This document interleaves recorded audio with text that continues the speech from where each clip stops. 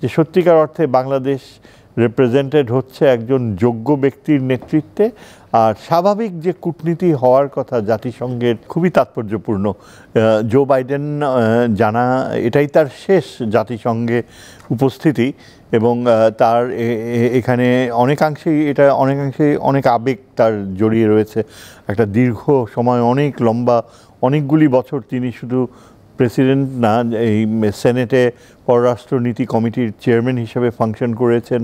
সুতরাং পররাষ্ট্রনীতি ও জাতিসংঘ নিয়ে তার গভীর আগ্রহ, এবং সেখানে তার যে কয়জনকে তিনি সাক্ষাৎকার দিয়েছেন বা দেখা করেছেন, সময় কাটিয়েছেন, তার মধ্যে অন্যতম ছিল আমাদের প্রধান অ্যাডভাইজার প্রফেসর ইউনুস। এবং আমরা যা টেলিভিশনে দেখতে পেলাম, অত্যন্ত কি বলে উষ্ণতা এবং আলিঙ্গন, এবং সেখানে স্পন্টিনিটি ছিল। আমার একটু মনে পড়ছে যে গতকাল বা পরশুদিন বোধহয় ওই ভারতীয় প্রধানমন্ত্রী চলে গিয়েছিলেন একেবারে ডেলাওয়্যারে তার বাসায়, এবং প্রথমে যে দেখা হয়েছিল এবং সৌজন্য, কেমন যেন মনে হচ্ছিল যেন একটা অলিখিত দূরত্ব তাদের মধ্যে ছিল। যদিও ভারতের প্রধানমন্ত্রী তার গৃহে প্রবেশ করার সুযোগ পেয়েছিলেন, তবে আমাদের ইউনুস সাহেবের সাথে যে আলোচনা হয়েছে, যতক্ষণে এটা বোঝাই গিয়েছে যে মার্কিন নীতি যে এখন এই সরকারকে যে পূর্ণ সহযোগিতা করছে, এবং অনেকাংশেই বলতে গেলে প্রেসিডেন্ট বাইডেনের একটা দৃষ্টিভঙ্গি ইন্টারেস্টিং, যে তিনি কিন্তু একবারও, আজকে যেটা খবরে বের হয়েছে, যেই বিষয়টা প্রধানমন্ত্রী মোদি বাংলাদেশ প্রসঙ্গে উল্লেখ করেছিলেন, অনেকটা নেগেটিভ একটা ইমেজ, যে এখানে নাকি হিন্দুদের উপর অত্যাচার হয়েছে, তাদেরকে খুবই নৃশংসভাবে ট্রিট করা হচ্ছে, এসব যত সব উদ্ভট কথা, এগুলো যে কোনোভাবেই প্রেসিডেন্ট বাইডেনের কানে নেননি, সেটাই বোঝা যায়। যে ওই প্রসঙ্গ তো আনার কথা তো দূরের কথা, তিনি বরং আরও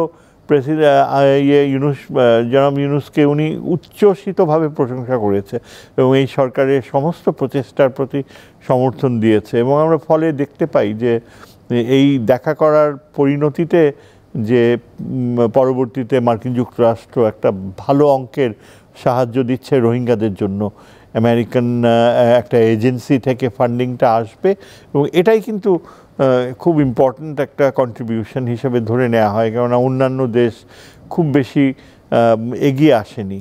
সো এই দিক থেকে চিন্তা করতে গেলে প্রেসিডেন্ট বাইডেনের সাথে তার যে খুবই সংক্ষিপ্ত আলোচনা, সেটা খুবই কার্যকর হয়েছে। এবং যদি ইউনুস সাহেবের মতো ব্যক্তিত্ব না থেকে অতীতের মতো যিনি থাকতেন, তাহলে হয়তো আমরা একেবারেই অনেকাংশেই বলতে গেলে নিরুৎসাহিত হয়ে থাকতাম।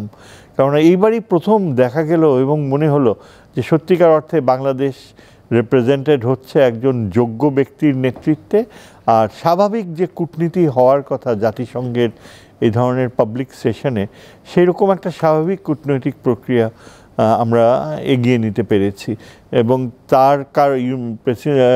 আমাদের ইউনুস সাহেবের কারণেই কিন্তু পররাষ্ট্র অ্যাডভাইজারও তিনি অনেকাংশেই যতদূর দেখলাম যে এনকারেজড হয়েছে একটা পজিটিভ ইমপ্রেশন তুলে ধরতে, এবং বাংলাদেশ যে আন্তর্জাতিক ব্যবস্থায় এই পরিবর্তনের ফলে একটা স্বাভাবিক পরিস্থিতিতে ফিরে আসতে চাইছে এবং ফেরার মতো অনেক উদ্যোগ নিচ্ছে, এবং আমাদের অর্থনৈতিক যে বাস্তবতা, সেটা অনেকাংশেই খুব খারাপ অবস্থায় থাকার পরও যেসব স্টেপসগুলো নেওয়া হয়েছে, এবং এখানে যে মার্কিন কূটনীতিকরা এসে যা দেখে গিয়েছে, তা যে একেবারেই খুবই পজিটিভ, সেটাই বোঝা গিয়েছে প্রেসিডেন্ট বাইডেনের এক্সপ্রেশনে। না, কিন্তু আপনার কাছে একটু সম্পূরক প্রশ্ন করতে চাই। সামনেই তো মার্কিন যুক্তরাষ্ট্রের নির্বাচন, সেই নির্বাচনে জো বাইডেন প্রার্থী হচ্ছেন না, সেক্ষেত্রে বাইডেনের দেওয়া বক্তব্য বা প্রতিশ্রুতি কতটা আসলে ভরসা করা সম্ভব? খুবই ভরসা করা সম্ভব, কেননা যদি আমরা ধরে নিচ্ছি এখন পর্যন্ত যা স্ট্যান্ডিং, আগে বলা হতো যে কমলা হ্যারিসের সাথে প্রেসিডেন্ট ট্রাম্পের নেক টু নেক এবং খুব আনসার্টেন, ইনফ্যাক্ট অনেকে প্রেসিডেন্ট ট্রাম্পকেই এগিয়ে রেখেছিল, কেননা কমলা হ্যারিস একজন লেট কামার। কিন্তু ইদানিং গত দুদিন থেকে অসাধারণ ইনক্রিজ, 5% আপনার বৃদ্ধি পেয়েছে কমলা হ্যারিসের 5% ইজ এ হিউজ গ্যাপ, এবং এটা বোঝা যায়। আমি আজকে এটাও জানতে পারলাম যে আগামীকাল কমলা হ্যারিস দেখা করবেন এবং সরাসরি যে একান্ত বৈঠক করবেন অ্যাডভাইজার ইউনূসের সাথে, এটা খুবই মিনিংফুল। কমলা হ্যারিস যে একান্ত দেখা করাটা, এটা এনশিওর করছে যে ডেমোক্র্যাটরা খুব সম্ভবত আবার কন্টিনিউ করবে আগামী অ্যাডমিনিস্ট্রেশনে, এবং এই যারা আমলারা এখন রয়েছে, ডোনাল্ড লু সহ অন্যরা, তারাই থাকবে খুব সম্ভবত।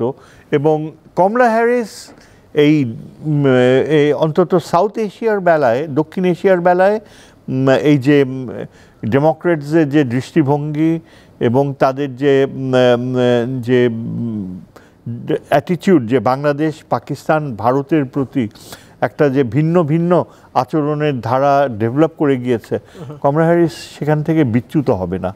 এবং প্রেসিডেন্ট বাইডেনের প্রতি কমলা হ্যারিসের প্রচুর আস্থা রয়েছে। আর প্রেসিডেন্ট বাইডেনও কিন্তু নিশ্চিতভাবে দেখেছে যে ভাইস প্রেসিডেন্ট হিসেবে কমলা হ্যারিস কিন্তু বাইডেনের যে ফরেন পলিসি প্রসেসকে প্রচুর কার্যকরভাবে এগিয়ে নিয়ে গিয়েছে। যেখানে বিদেশে যেসব ভিজিটসগুলো করেছে এশিয়ার অন্যান্য দেশগুলোয়, সেটা একদম সত্যিকার অর্থেই ধারাবাহিকতা, বাইডেনের চিন্তাধারারই ধারাবাহিকতা। সুতরাং সেদিক থেকে আমি বলবো যে বেশ ভালো একটা সম্ভাবনা রয়েছে যে আগামী ডেমোক্র্যাট অ্যাডমিনিস্ট্রেশনে আমাদের এই সরকার ভালো সমর্থন পাবে। নিশ্চয়ই।